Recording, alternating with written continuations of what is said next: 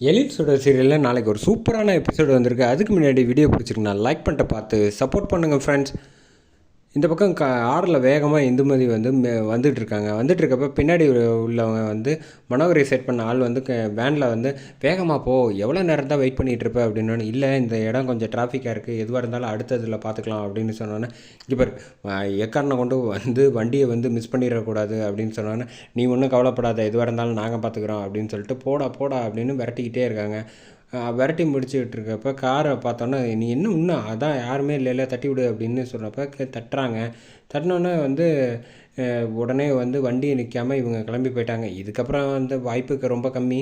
சரி, நான் வா கிளம்பி போகலாம், கிளம்பி வேனை எடுத்துகிட்டு போயிடுறாங்க. இந்த விஷயம் எல்லா விஷயத்தையும் வந்து கரெக்டாக வேலு வந்து கையில் ஒரு ஃபைலோடு வந்து சொல்கிறாங்க.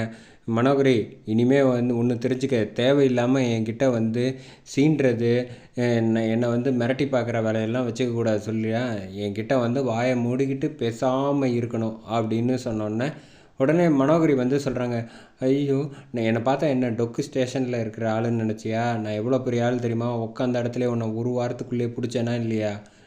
அந்த அளவுக்கு பெரிய ஆள். என்கிட்ட பார்த்து பக்குவமாக நடந்துக்கிட்டேன்னு வச்சுக்கோயேன், என்கிட்ட குரல் ஒசத்துறது கூட இருக்கக்கூடாது அப்படின்னு மனோகரியை மிரட்டிகிட்டு இருக்காங்க. உடனே மனோகரி வந்து, ஐயோ, தயவு செஞ்சு என்னை மன்னிச்சிருங்க அப்படின்னு கெஞ்ச ஆரம்பிக்கிறாங்க.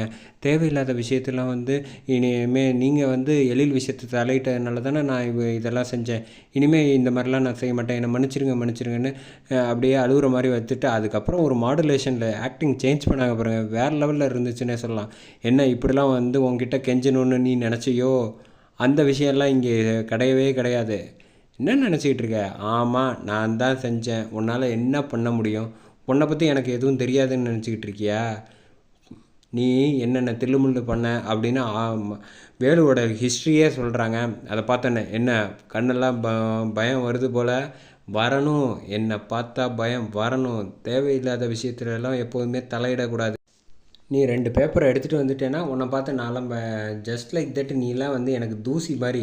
நான் வீட்டுக்கு கிளம்பி போகிறதுக்குள்ளே வந்து நீலாம் வந்து என் கண்ணு முன்னாடியே நிற்க மாட்டேன், உன் வேலையும் போயிடும் பார்க்குறியா அப்படின்னு சொன்னோன்னே, இல்லை வேண்டாம், என்னை விட்டுருங்க அப்படின்னு வந்து வேலு கெஞ்சினோன்னே, உனக்கு ஒன்றும் பிரச்சனை இல்லை, உனக்கு என்ன தேவை? சுடர் தானே கல்யாணம் பண்ணிக்கணும், அதை நானே பண்ணி வைக்கிறேன். இனிமேல் நீ நான் சொல்கிறத மட்டும்தான் செய்யணும், செஞ்சேன்னா உனக்கு 4 கோடி ரூபா காசும் தருவேன் என்ன அப்படின்னு சொன்னோன்னே, உன் வாழ்நாளில் இதெல்லாம் நீ சம்பாதிக்க முடியாது, புரிஞ்சுக்க அப்படின்னோன்னே, சரி நான் சொல்கிறத செய்ய. அந்த பயம் இருக்கட்டும், நான் கிளம்புறேன், எதுவாக இருந்தாலும் நான் அடுத்த ஃபோனில் அப்டேட் சொல்கிறேன் அப்படின்னு சொல்லிட்டு செம்ம மாஸ் பண்ணிட்டு அங்கேருந்து போகிறாங்க மனோகரி. அதே இந்த பக்கம் வந்து சாப்பிட்ற நேரம் ஆகிடுச்சு எழில் சாருக்கு. இப்போ சாப்பாடு நான் கொடுத்தேன் மூஞ்சில் அடிப்பார், என்ன பண்ணலாம் அப்படின்னு யோசிச்சுட்டு இருப்ப கரெக்டாக காவியா வராங்க. எனக்காக ஒரு ஹெல்ப் பண்ணுவியா அப்படின்னு கேட்டேன். என்ன ஹெல்ப் பண்ணணும் சொல்லு, உனக்காக என்ன வேணாலும் பண்ணுவேன் அப்படின்னு காவியா சொன்னோன்னே, இல்லை அப்பாவுக்கு சாப்பாடு கொண்டு போய் கொடுக்கணும். எனது அப்பா ரூமுக்கு போகணுமா? நான் போகவே மாட்டேன், போனால் திட்டுவாப்பில் அப்படின்னு. அதெல்லாம் ஒன்றும் சொல்ல மாட்டாங்க, நீ போய் கொடு அப்படின்னு சொன்னோன்னே, அதெல்லாம் செய்ய முடியாது, நீயே போய் கொடு அப்படின்னோடனே, நான் போனால் அப்பா வந்து திட்டுவாங்க, அதே தானே எனக்கும் அப்படின்னோடனே, உனக்கு திட்டுறது வேறு எனக்கு திட்டுறது வேறம்மா அப்படின்னு சொன்னால், நீ ரொம்ப நாளாக கேட்டுகிட்டு இருந்தேல்ல அந்த ஹெட்செட்டு, அதை நான் வாங்கி தரேன், எனக்காக இதை போய் செய்ய அப்படின்னு. நிஜமா ஏமாத்திர மாட்டியா அப்படின்னா, அதெல்லாம் நான் ஏமாற்ற மாட்டேன் ப்ராமிஸா அப்படின்னு சொன்னோன்னே, சரின்ட்டு போய் சாப்பாடை எடுத்துகிட்டு போய் எழிலுக்கு வந்து கொடுத்தோன்னே, எழில் வந்து ரொம்ப பாசத்தில் வந்து பொண்ணு வந்து தனக்காக சாப்பாடு கொடுக்குறான்னு சந்தோஷப்பட்டுக்கிட்டு இருக்காப்புல. சரி சாப்பிடுங்க டாடி, நான் போய் கீழே போய் ஹோம்ஒர்க் பண்ணுறேன் அப்படின்னு. சரி போய் பண்ணுமா அப்படின்னு சொல்லிட்டு இங்கே போயிடுறாங்க. போனதுக்கு அப்புறமேட்டுக்கு ரூமில் வந்து மனோகரி வராங்க. மனோகரி வந்து, என்ன நீயும் போல், நீ போகணும் இல்லை நான் போகணும், உனக்கு அடிபட்டுருக்கல அதனால தான் நான் இருக்கேன், பாரு இந்த மாதிரிலாம் செய்யக்கூடாது, நீ முதல்ல இருந்தால் தான் பொறுப்பாக எல்லோரும் வேலை செய்வாங்க, இல்லைன்னு வச்சுக்க ரொம்ப சிக்கலாகிடும், நீ கிளம்பி போய் வேலையை பாரு அப்படின்னு சொல்லிட்டு மனோகரி அனுப்பி விட்டுறாங்க.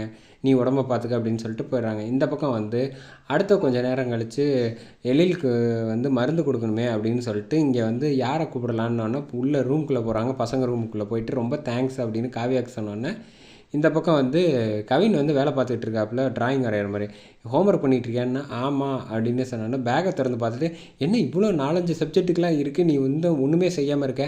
அது ஒன்றும் இல்லை சுடர், எதுவாக இருந்தாலும் நாளைக்கு காலைலக்குள்ளே நான் முடிச்சிடுவேன், நீ ஒன்றும் ஃபீல் பண்ணாத அப்படின்னு, எல்லாம் ஈஸி தான் அப்படின்னு சொன்னோன்னே, அப்படியா உனக்காக நான் வேணா ஹோம்ஒர்க்லாம் பண்ணி தரவா அப்படின்னு, நிஜமாக தான் சொல்கிறியா அப்படின்னு, நான் ஏன் போய் சொல்ல போகிறேன், நிஜமாக தான் சொல்கிறேன், ஆனால் எனக்காக பதிலுக்கு நீ ஒன்று ஹெல்ப் பண்ணணும். அதானே பார்த்தேன், என்ன விஷயம் சொல்லு அப்படின்னு கேட்டோன்னே, அது ஒன்றும் இல்லை, அப்பாவுக்கு வந்து மருந்து கொடுக்கணும்ல, நீ போய் கொடுக்குறியா? என்னது நான் போய் கொடுக்கணுமா? முடியாது முடியாது, நீ ஒன்றும் ஹோம்ஒர்க்லாம் பண்ணவே வேணாம், எல்லாமே நானே பண்ணிக்கிறேன் அப்படின்னு கவின் வந்து சொன்னோன்னா, அதை கேட்டுட்டு வந்து என்ன இப்படி சொல்லிட்ட அப்படின்னு சொன்னோன்னா, நீ ஒன்றும் ஹோம்ஒர்க்லாம் செய்ய வேணாம், நானே பார்த்துக்கிறேன் அப்படின்னு சொல்லிடுறாங்க. நீ ஹோம்ஒர்க் செஞ்சு கொடுத்தாலுமே பரவாயில்ல, நான் வந்து அப்பா ரூமுக்கு நான் போக மாட்டேன் அப்படின்னோன்னே, இங்கே குட்டீஸ் எல்லாம் விழுந்து விழுந்து சிரிக்கிறாங்க. அதோட எபிசோடை சூப்பராக முடிச்சிட்டாங்கன்னே சொல்லலாம்.